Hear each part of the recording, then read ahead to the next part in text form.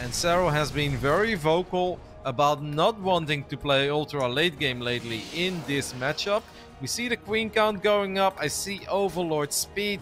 And I don't know if you've been following some of the silly memes, but there's been a lot of talk about the German taxi, which includes 2 dropper lords and 6 queens being taxied to the other side of the map. It is a Lambo special, and there is a chance that we'll see it here, or it could be a Nidus play. Nope, there's the first. That's a dropper lord on the bottom side of the map. So we'll see where Serral takes this, but Serral clearly wants to prevent this going into the ultra late game.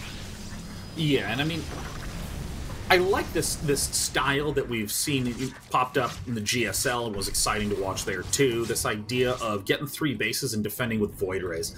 Zerg does not have mobile, good anti-air until mid and late game. Queens are good at defending, but they're not good at offending. But hilariously enough, it looks like, uh-oh, who needs an Uber when you can get a taxi? You know what I mean, Kevin? It's taxi time, baby. We got... And by the way, just for what it's worth, I know I just got done saying that there's no good early game offensive anti-air. Serral clearly showcasing why this is so spectacular. Look at this. Look at this. Look at this. That was so close. The Overlord almost went down with 2 queens inside of it, and that would have made this a successful hold already. I've seen Showtime defend this build. I love the Void Ray positioning, and that is massive. He gets the Overlord that was carrying 2 queens. This is gonna buy so much extra time for D Mauer, who's got a whole bunch of shield batteries already up in his natural, and Serral will not like how this is going. He loses the second dropper lord. Now there is indeed almost no anti-air. Sean, you predicted it. Sure, Karosabao is good, but there's no way that Showtime loses 5 Void Rays to Ravagers, right? I mean, if it happens, it would be a world first. Not even in Gold League can you land a Corrosive Bile on Void Rays. I mean, if Showtime can defend this, this would be just insane.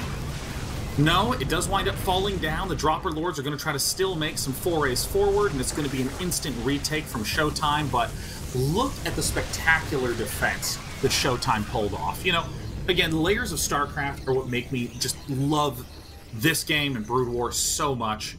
At a very basic level, Zerg doesn't have good anti-air until mid and late game. There's the Queens, which are a very defensive unit, only really move fast on creep, so you rarely ever see them attack, and this is why the Void Ray opening on 3 base, even allowing you to get a quick 4th, is quite strong, and I quite like. But when you have this fast dropper lord move, how do you defend it? Well, you kind of treat your Void Rays like Blink Stalkers. You just move way far forward and start picking things off as they come in. Great play from Showtime. The Blink Stalk is on the other side of the map though, and Serral, I think, is actually avoiding the natural with his dropper lord. So he goes for the main base instead, and maybe if he can find a little more economic damage, even though it should have been a disaster for Serral, it's not all that bad. Because Serral did of course kill her Nexus. Serral did get a couple of Zerglings in the main base during that attack. Now he's got more Zerglings, but that is a beautiful warp in by Showtime. Wow. And this time he won't take any damage. Alright, Vipers and Lurkers are on the way for Serral. Showtime is getting his 4 base setup, and he is starting to warp in more and more static defenses. I gotta say, I'm not really feeling this when it comes to the true or false prediction, because I went for false, and after this one we will know whether or not this best of 5 took longer than the 2 ZBZ best of 5s. But Showtime is also moving out. I think it's very hard to get a finishing blow here. Is that a War Prism seeking into the main base? Yes, it is, and this is where I think things can become a little tricky for Serral to make sure that he's always in the right place. Great moves from Showtime, doing a warp in the main while pressuring the 5th base of Serral. Again, just saying to Serral, guess what? We are going to have to play a late game. I will get my 4th up, and you know what? I'm going to prevent you from getting your 5th up. Great revelation, seeing exactly where those lurkers are. Void Rays charge up, target fire down the lurkers. Who cares if they're amazing against Zealots? It doesn't matter. I got flying armies, Archons, Storms galore. Serral's going to defend. It looks like both players are going to still be able to stay alive here, but this is some really nice delay for Showtime. Showtime has a very, very safe 4th base. Yep, nothing but storms. This army didn't feel that big, but there's so much longevity in this army. The Void Rays are still alive, even though they're low on HP. They've dropped the High Templars have dropped a lot of storms. That one parasitic bomb definitely did put a number on these Void Rays, but yeah, Showtime's got to be loving this. He's up 12 workers, and he managed to get Serral on 4 bases, and even bases is always good for the Protoss. I think that our German toss is starting to feel better and better about game 1 here on Romanticide. And knowing Serral, if there was a player cam here, he'd probably be shaking his head a little bit. And I don't think he'll be too pleased with the state that he's in this point. Carriers 1 and 2 getting underway. The Golden Armada is coming to town. That's my favorite Christmas song, Rotterdam. One thing that we're seeing consistently out of Showtime is these counterattacks that he's doing just have a few zealots in them. He's not over-committing in zealot counts, and often if he sees that he's not going to be able to deal damage, he just pulls right on back. Serral, though, responding to these counterattacks by building a ton of spore crawlers, leaving lurkers, spines, small engagements, small pokes in the middle, and there's the 6th base in the top right for Showtime. Kevin, would you feel good to say, as a Protoss, you're ahead of Zerg bases? Yes, it feels very good about it, especially if I'm already working on +2 air weapons, one of my absolute favorite upgrades in the game, and the Spires of Serral have only now finished up, so there is a chance that Showtime can take a fight with +2 on his carriers, while Serral maybe has no Corruptors, or if he does have Corruptors, they have no upgrades. I would like to see Showtime maybe push the issue a little bit, but I can also understand if he feels like everything is going perfectly fine, and you can always start in adding a couple of Tempests to get rid of those Spore Crawlers, because the Tempests with their Neo Testonic Destabilizers, I believe it's called, they are phenomenal against static defenses. Well, looks like a couple good pickoffs here. Showtime, though, with the carriers going up against Hydra Spore. Those interceptors are going to be slowly picked off, but Showtime is going to press forward as long as it feels like he has some minor advantage. And look at this counterattack, just piercing right through the middle of the map, going for this 4th base of Serral. Yep, Zealots do have a hard time, like obviously staying alive for a long time since Serral is leaving a lurker behind, but Showtime just comes back for seconds. The High Templar is a little bit out of position, maybe a bit worried about that one lurker that was pushing out some damage, but Showtime's army is still powerful here. He is very low in interceptors though, so he definitely needs to disengage. Where are the Storm? Showtime, you need to save him, and that is exactly what he does. Yeah, I think that one of the most effective ways to deal with carriers in general is just shoot the interceptors. I mean, there were 10 interceptors as Showtime was retreating. Showtime has 7 carriers, and 7 times 8, I mean, that's a big number. Don't do math on air as a caster, Robbie. I mean, like, losing so many of those interceptors means Showtime, very cool. I mean, losing those interceptors costs a lot of money and buys a lot of time. Right now we see Serral has reestablished control and is doing a lurker counterattack of his own at the far bottom. Yeah, that's cool, but can we fight all these carriers? I gotta say, Showtime is keeping his High Templars very far back. One carrier gets abducted and it goes down, but because the storms are so late, he does run out of interceptors very quickly. Serral really is doing a phenomenal job in holding so far. Showtime maybe not executing the attacks in the most optimal manner. I love seeing this. Dark Templar blink. You know, when you get to these late game situations, we all know that Zealots are not the best in direct fights, so you can do counterattacks with them. Well, hey, why not do counterattacks with DTs? They're like pricier, better Zealots. I mean, Showtime did it amazingly in his PvT against TY to get here.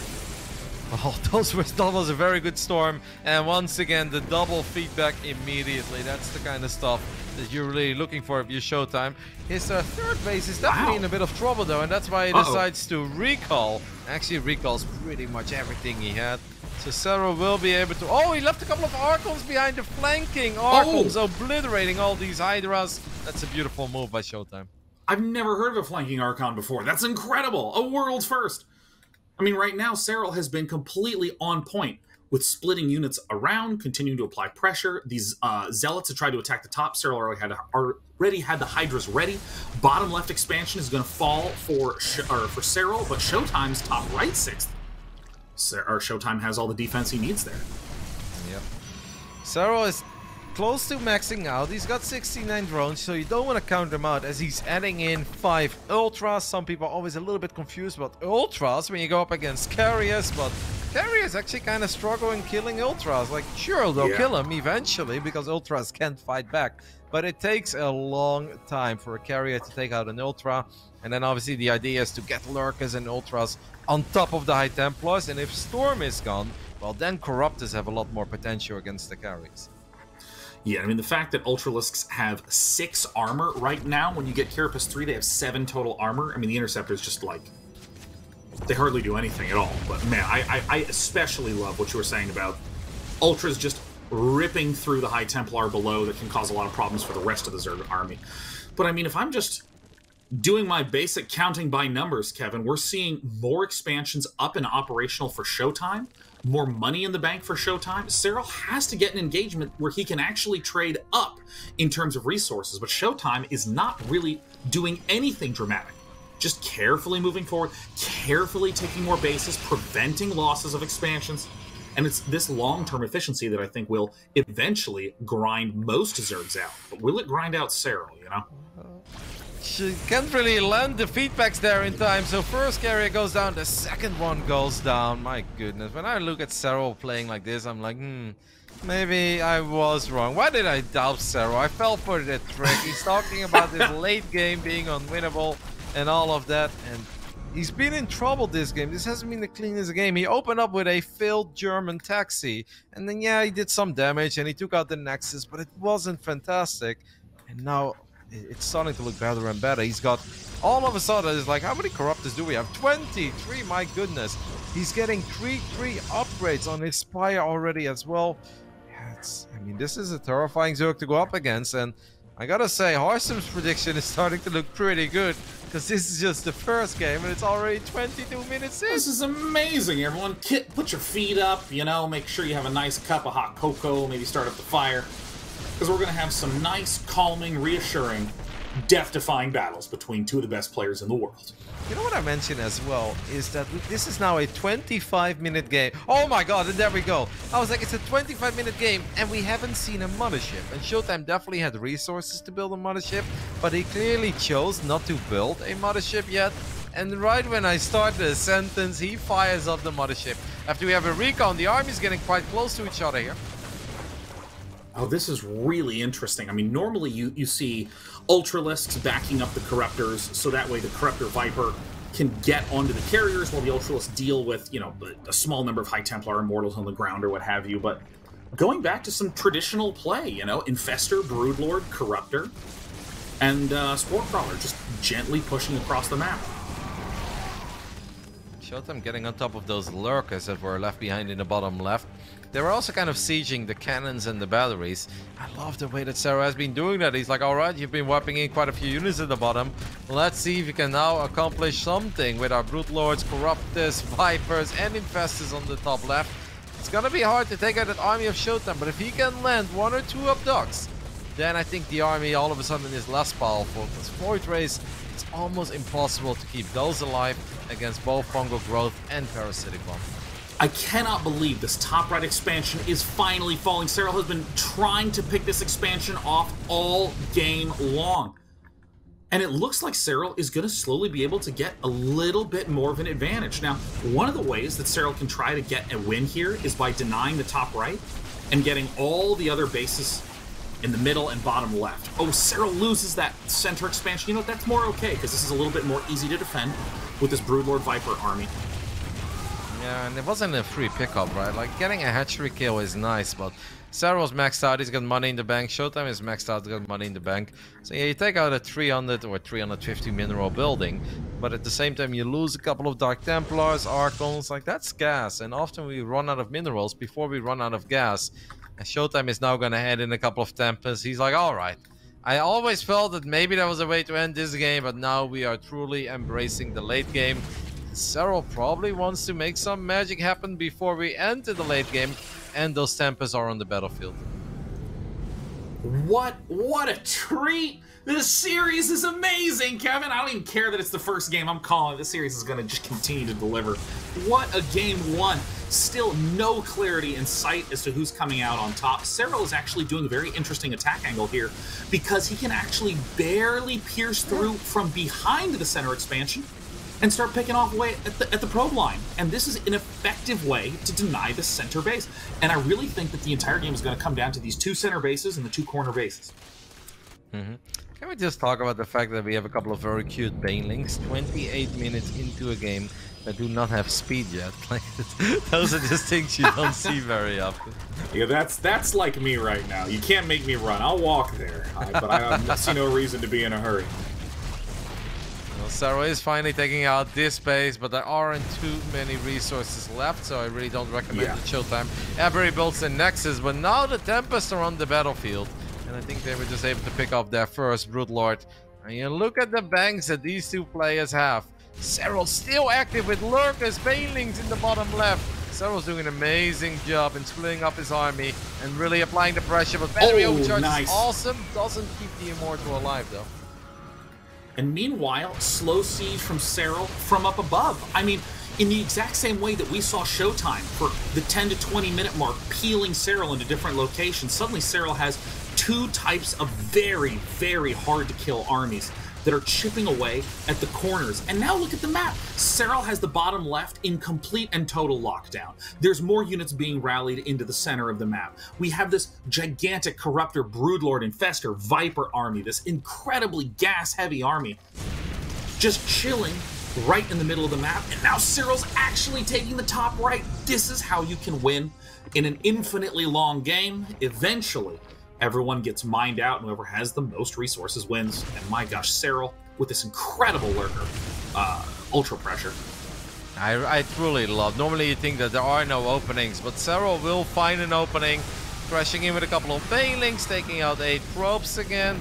And sure, Showtime is rich, but eventually this is gonna add up. Showtime has now created a wall of shield batteries in the center of the map. He's like, alright, 2 here and no further, you shall pass. And he's going full Neep on us, as Neep has been doing that for a long time. Showtime also definitely worried about Serral having that base in the top right. He's like, hey, I believe that was mine once upon a time, so he will take that one out, as he's also chipping away at the spine crawlers in the bottom left. And the Broodlords that have spent so much time in the top right, rotating back down to that bottom middle left expansion. Serral doesn't care if he loses the top right. He's going to pick off the much more important central expansion and return back safely with the remainder of his spores, his Corruptors, Vipers, and so on.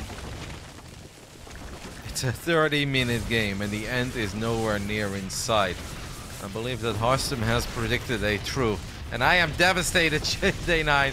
My flawless record is already at risk here in Game 1. Oh no. Is it the year of Harstum again? Look at him go.